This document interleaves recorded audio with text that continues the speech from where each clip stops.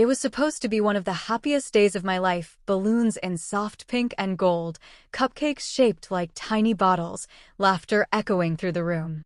My baby shower. The celebration I'd planned down to the tiniest detail, hoping to feel normal again, hoping to feel loved. But what I got instead was betrayal and revenge. My name is Leona Hart, and this is the story of how I burned every bridge I never needed at the party thrown in my honor. I remember standing in front of the mirror that morning, one hand under my swollen belly, the other resting on my hip. I wore a rose-colored maxi dress that made me feel, for once, beautiful. Tasha, my little sister, peeked in, grinning like a fool. "Damn, sis, you don't even look swollen today," she teased. We both laughed. What I didn't know then was that smile I saw in the mirror, it wouldn't survive the afternoon. Not after what they did. Evan's parents arrived late. Of course. Cynthia, my mother-in-law, waltzed in like she owned the house. Tight smile. Cold eyes. She carried her own cake, chocolate, Evan's favorite, she said. Subtle. Always subtle. She glanced at my belly, tilted her head. "You've grown." I smiled, fake as hers. "I'm pregnant, Cynthia." "That tends to happen." Her eyes narrowed. "Yes, well, not all weight gain is baby-related." I bit my tongue so hard I tasted blood.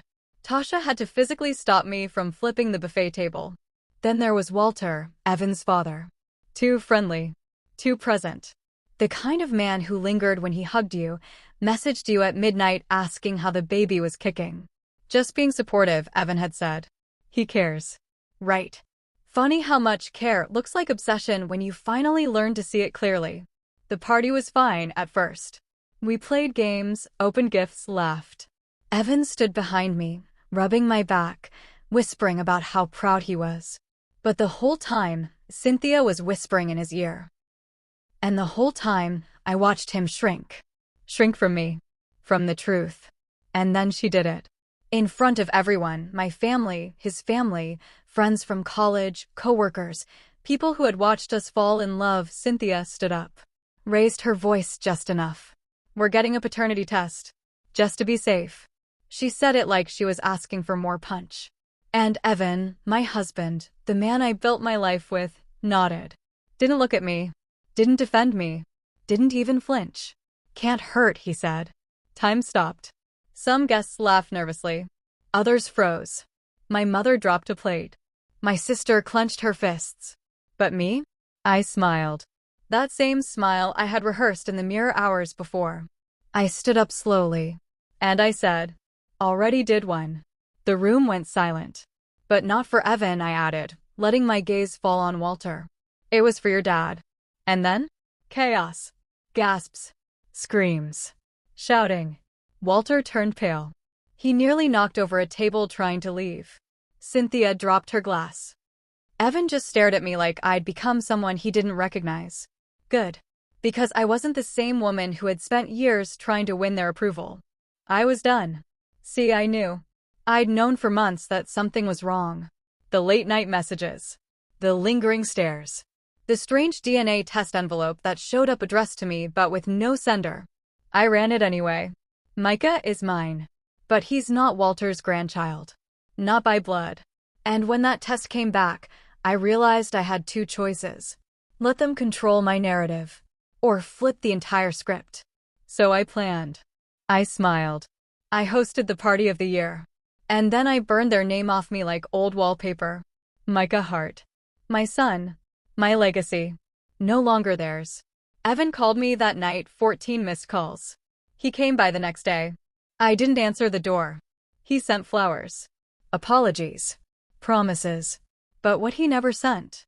A backbone. You might say what I did was cruel. But I say it was necessary. Because when a woman learns the power of her own silence, her own patience, and her own truth, she becomes unstoppable. I didn't just get revenge. I took back my story. And I gave my son a life free of liars. My name is Leona Hart. And that baby shower? That wasn't the end of my breakdown. It was the beginning of my breakthrough. The whispers started before the cake was even cut. Some blamed Cynthia, others blamed Evan. A few even blamed me because that's what people do when a woman refuses to stay quiet. When she refuses to play the good little wife who takes the slap, smiles, and keeps serving punch. But I wasn't built for silence anymore. And I wasn't about to raise my child in a family where love came with contracts and suspicion. So while the guests stood stunned, gossiping in hushed tones, I went to the nursery, my sanctuary. I sat in the rocking chair I'd built with my own hands, surrounded by soft stuffed animals and pastel blankets, and I made a promise. "Micah," I whispered, "you will never feel small for being honest. You will never have to earn someone's love by shrinking yourself." I stared at the ceiling for a long time. And then I made a second promise. "I will never let these people near you again." The fallout came fast. Cynthia tried to spin the story, of course. Claimed I was hormonal. That it was all a misunderstanding. That Leona always had a flair for the dramatic. But no one believed her, not after I released the screenshots. The messages from Walter.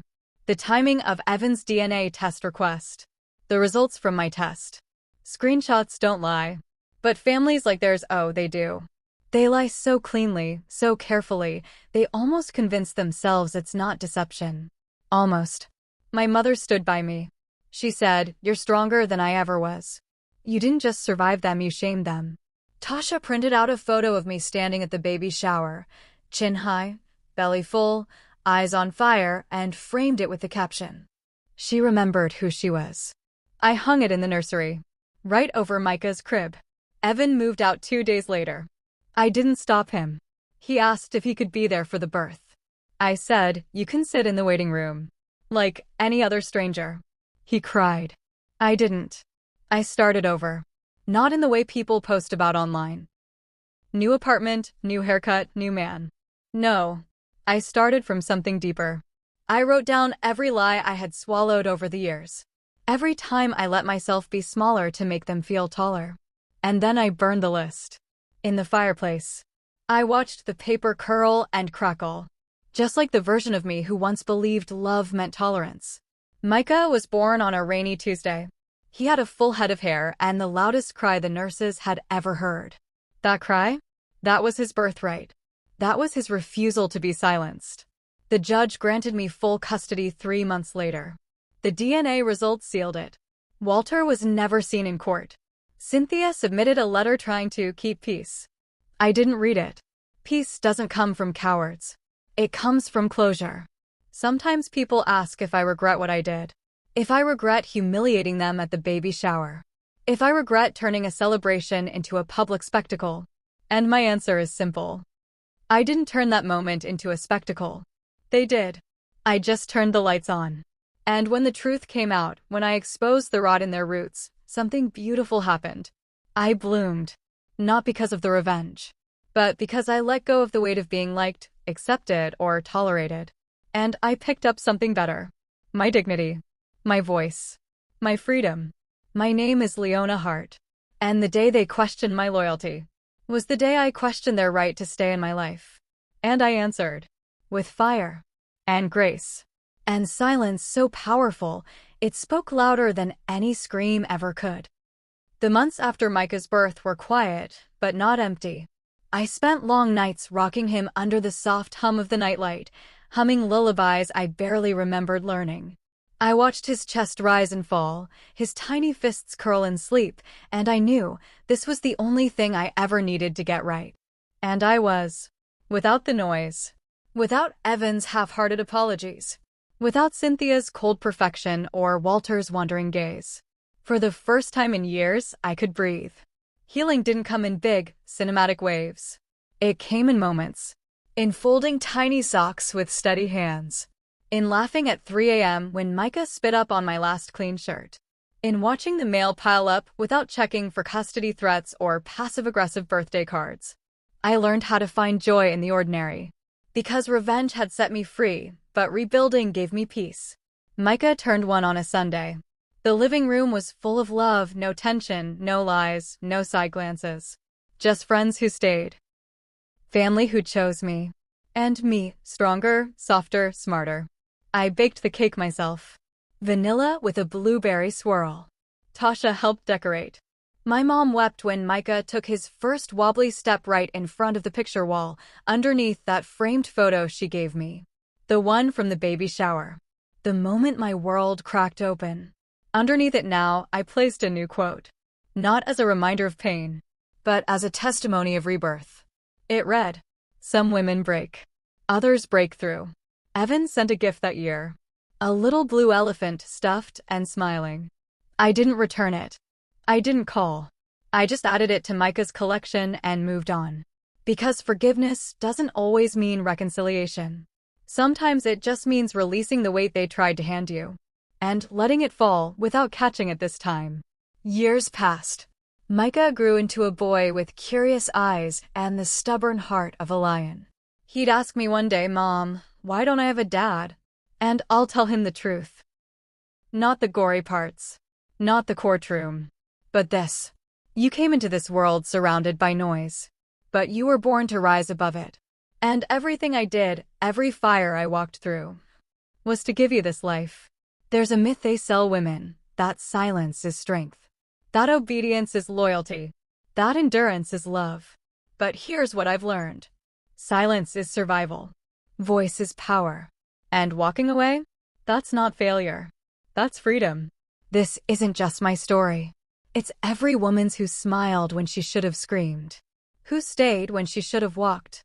Who forgave when no apology ever came. But today, I don't just wear strength like armor. I breathe it.